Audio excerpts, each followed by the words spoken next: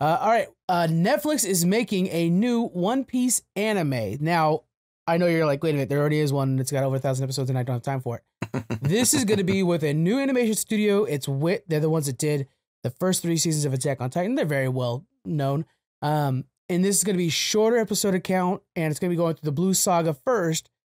East Blue Saga first. So it's the first 60 episodes of the anime or 100 chapters of the manga.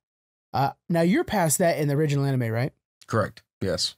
Okay. What do you think they could cut it down? Like they did for that for the live action show. Do you think we needed that for an anime version? I feel like they can because it's happened before. And we were just talking briefly a while ago about how I am now rewatching something called Sailor Moon Crystal, which I used to watch Sailor Moon back in the day. But what it is, it's a higher resolution, modern art, and it's also shrink down a little bit to get you basically the story of Sailor Moon.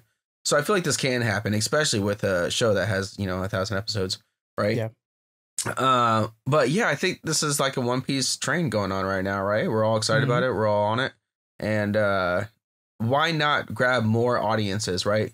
To something that doesn't feel as intimidating. The other thing I'm a little worried about is, could it be too much? Could we be getting too much One Piece at one time and maybe scare the people away? It's like, there's a whole cool world here. It'd be nice if you guys kind of tiptoed your way into it. All of a sudden, Netflix is going to be basically having 3 different versions of the same story on their streaming service. I'm curious if maybe it would have been better if the animated series came almost directly after the live action, because we're still on it instead of being overwhelmed.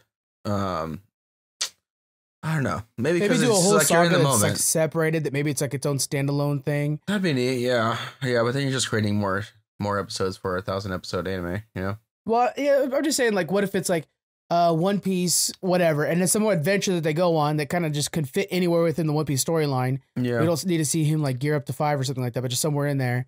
Just like here's a saga. That's it. Here's a saga that's separated. Episodes, it's not part of the original series. Yeah. And it's something new and it can fit anywhere. And it's just about these guys. Won't continue. Like basically all filler, really, is what it would be. True. I don't know. I think it'll be successful. We'll just see how fatigue we'll get eventually with One Piece. That's true.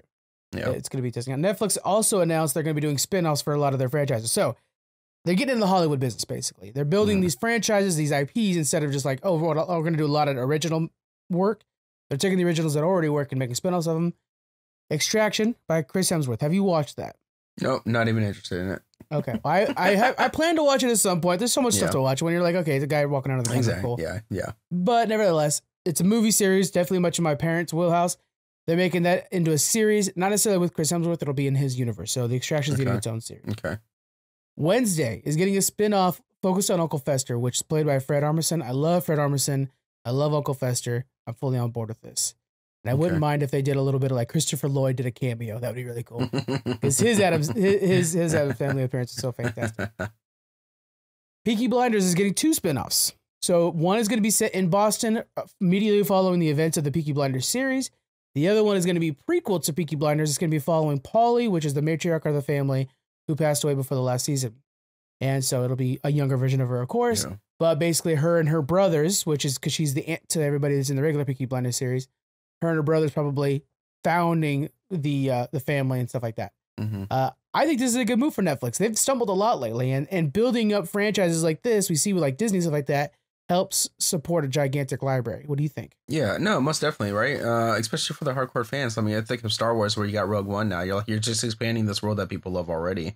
And if you can nail down the storytelling, then there's no really, any falter I could see coming in with some of these shows.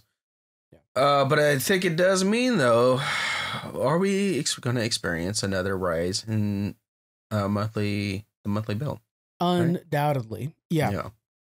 And there needs to be a solution. I know right now people are talking about like, the bundling is coming back and they're going to be bundling things. I don't want bundling. I want fair prices.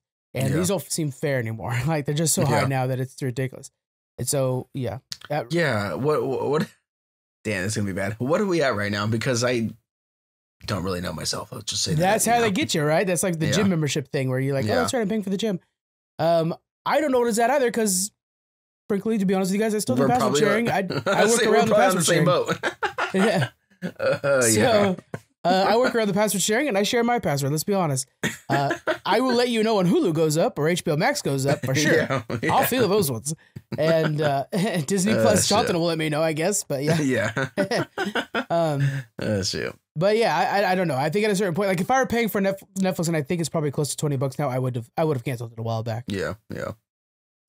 Hulu though, they kind of got me because I think Hulu's definitely the one I watch the most. Just got regular sitcoms and stuff like that I just constantly have on. Well, Hulu just went on Disney Plus now, right? They have the interface on there.